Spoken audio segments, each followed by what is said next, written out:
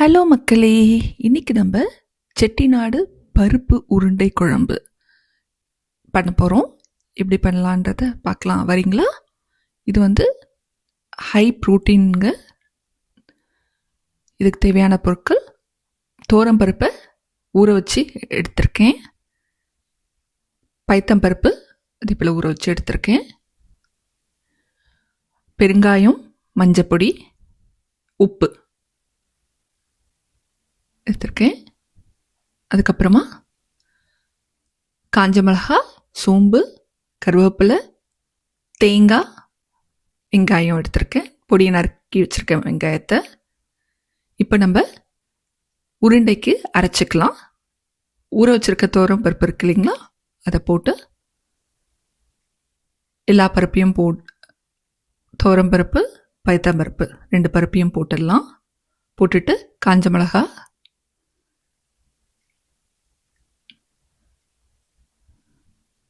சோம்பு,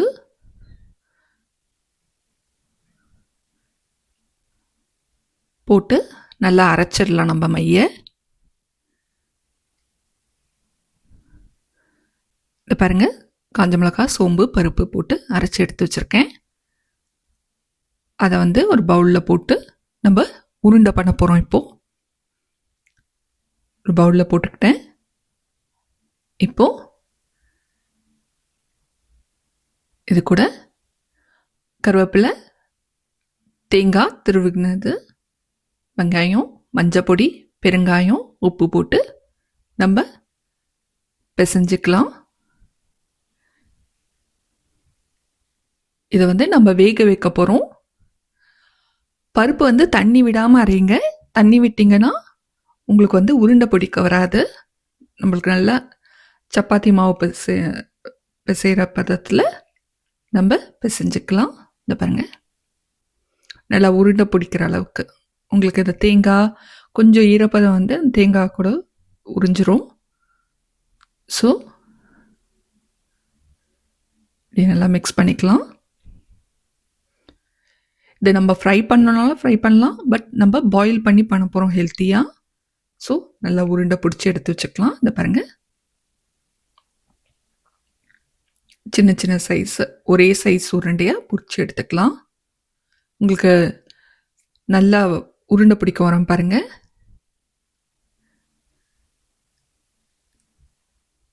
தண்ணி விடாமல் அரைக்கணும், அதுதான் இது சீக்ரெட்டு. எல்லாம் போட்டுட்டு ஷேப் பண்ணிக்கலாம்.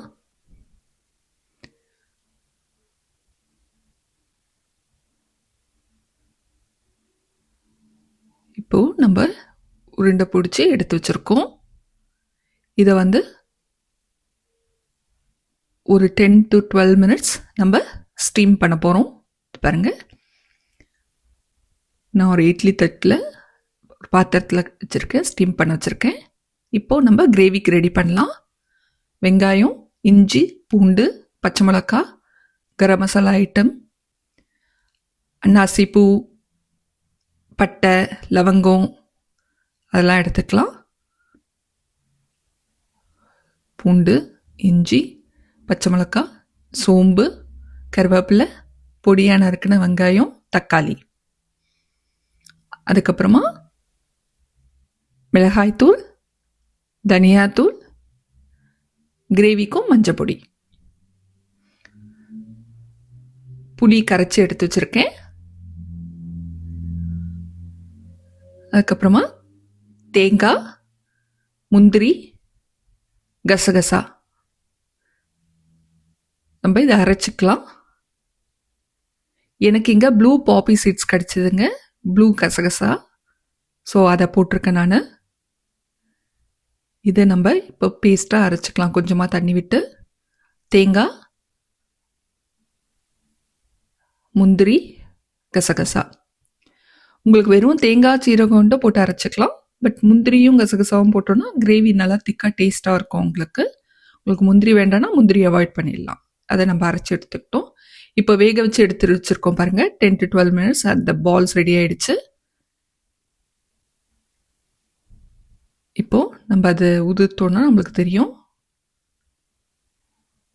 ஸோ இப்போ ஒரு கடாயில் எண்ணெய் விட்டு கருவேப்பிலை, பூண்டு, இஞ்சி, பச்சை மிளகாய் போட்டு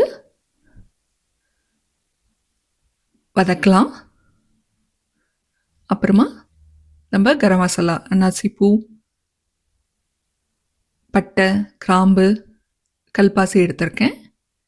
எப்போவுமே செட்டிநாடு குழம்புக்கு நம்ம தேங்காய் எண்ணெயோ இல்லை நல்லெண்ணெயில் யூஸ் பண்ணால் ரொம்ப நல்லது.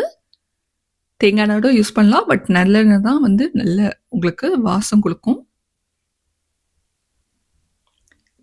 இது நல்லா வதக்கியாச்சு. நம்ம இஞ்சி, பூண்டு, பச்சை மிளகாய், கருவேப்பிலை, கரம் மசாலாலாம் போட்டு இப்போ வெங்காயம் போட்டு நல்லா வதக்கிடலாம். சோம்பு இதையும் போட்டு வதக்கிடலாம். சோம்பு முன்னாடியே போட்டோன்னா கொஞ்சம் தீஞ்சிரும்ன்றதுக்காக நான் வெங்காயத்தை கூட போடுறேன். இப்போ போட்டு நல்லா வதக்கிடலாம். உங்களுக்கு அந்த கரம் மசாலா, சோம்பு, ஆனியன் எல்லாம் சேர்ந்து நல்லா உங்களுக்கு நல்லா வதங்கணும். பாருங்க. ஸோ அந்த நல்லெண்ணெய் கூட சேர்ந்து இதெல்லாம் வதக்கும் போது நல்ல ஒரு நைஸ் அரவமாக கொடுக்குங்க. பாருங்க, நல்லா வதக்கியாச்சு. இப்போ நம்ம தக்காளி போட்டுடலாம்.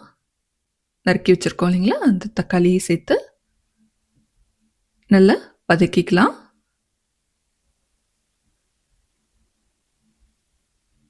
நல்லா சாஃப்ட் ஆகிற வரைக்கும் உங்களுக்கு அப்போ நல்லா வதங்கின உடனே உங்களுக்கு தொக்கு மாதிரி இருக்கும். அதுதான் பதம். இது பாருங்க, நல்லா வதக்கிக்கலாம்.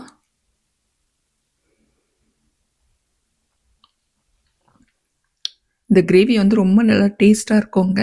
நம்ம வந்து நீங்கள் வேணும்னா அதை ஃப்ரை பண்ணிக்கலாம், அந்த பால்ஸை, உருண்டையை.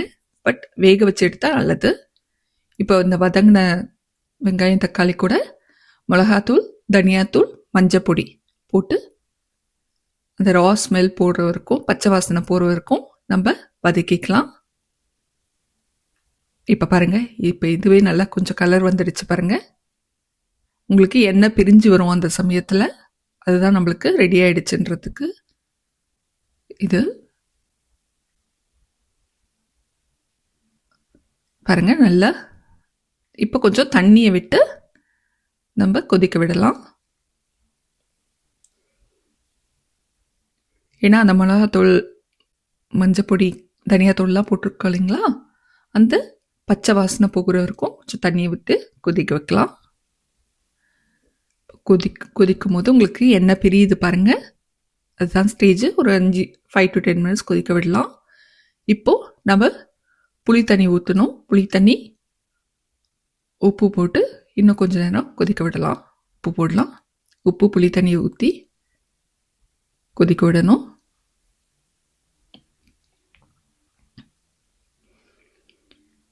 பாருங்க, நல்லா. இப்போ நம்ம இந்த பால்ஸ் இருக்கு இல்லைங்களா, உருண்டை பிடிச்சிருக்கோம் இல்லைங்களா, அதை இதில் போட்டுக்கலாம்.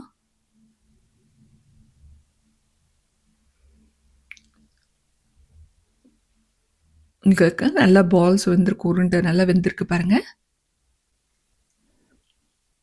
இப்போ இந்த கிரேவியில் நல்லா கொதிக்க விட்டோம்னா அந்த காரம்லாம் இன்னும் நல்லா உள்ளே இறங்கும். உங்களுக்கு இன்னும் கொஞ்சம் சாஃப்ட் ஆகிடும். ஆல்ரெடி 10 minutes பாயில் பண்ணியிருக்கோம், வேக வச்சு எடுத்துருக்கோம். ஸோ இதை இது கூட போட்டு நம்ம கொதிக்க விட்டோம். பாருங்கள், ஊறின மாதிரி இருக்குது பாருங்கள் உருண்டை. உங்களுக்கு மசாலாலாம் உள்ளே இறங்கி இருக்கும் கொஞ்சம்.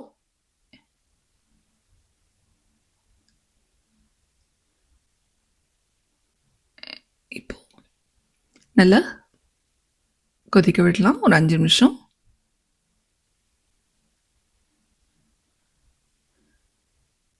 நம்ம எப்போவுமே உருண்டையை வேக வச்சோன்னா நம்மளுக்கு நல்லா பிடிச்சிக்கும் அப்படியே.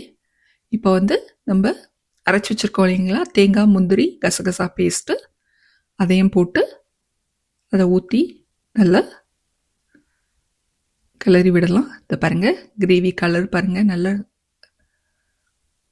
அருமையாக இருக்குது.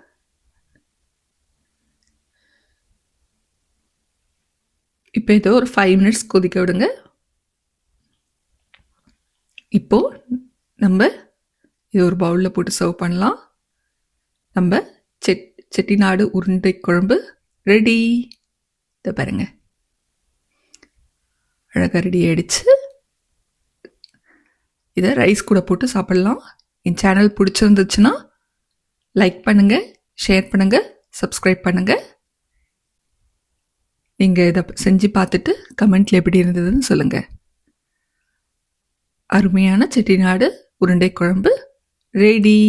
நன்றி, வணக்கம்.